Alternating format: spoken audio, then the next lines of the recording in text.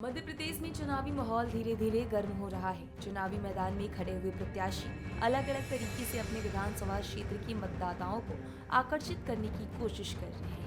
इसी बीच भिंड जिले के 2 विधानसभाओं के 3 प्रत्याशी कुछ अलग अलग ढंग से मतदाताओं के बीच आखिरी चुनाव के नाम पर वोट मांगने का काम कर रहे हैं। यह तीनों प्रत्याशी मतदाताओं के बीच पहुंचकर इस बात का ऐलान बार बार कर रहे हैं कि यह उनका आखिरी चुनाव है और इस बार अपना कीमती वोट देकर उन्हें जिताएं।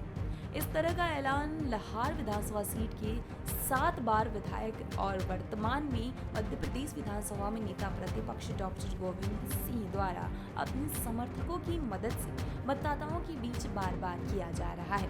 नेता प्रतिपक्ष डॉक्टर गोविंद सिंह अपने समर्थकों और मतदाताओं से कह चुके हैं कि यह उनका आखिरी चुनाव है, किसी भी तरह इस बार वोट देकर उन्हें विजयी बनावे, इसके बाद वो चुनाव नहीं लड़ेंगे। इसी तरह का ऐलान बीजेपी के बगावत करने वाले बीएसपी के टिकट पर लाहौर विधानसभा से चुनाव लड़ रहे रसाल सिंह ने मतदाताओं के बीच पहुंचकर कर रहे हैं। रसाल सिंह रौन विधानसभा से 4 बार विधायक रह चुके हैं और बीते 2 बार से लाहौर विधानसभा सीट से बीजेपी के टिकट पर चुनाव लड़ रहे हैं, लेकिन वो दोनों बार चुनाव हार गए। इस बार के चुनाव में बीजेपी ने उनका टिकट काटकर अमरीश शर्मा को चुनावी मैदान में उतार दिया है। इस बार से रसाल सिंह बीजेपी के बगावत करके बीएसपी में शामिल हो गए और अब जनता के बीच पहुंचकर इस बात का ऐलान कर रहे हैं कि यह उनका आखिरी चुनाव है।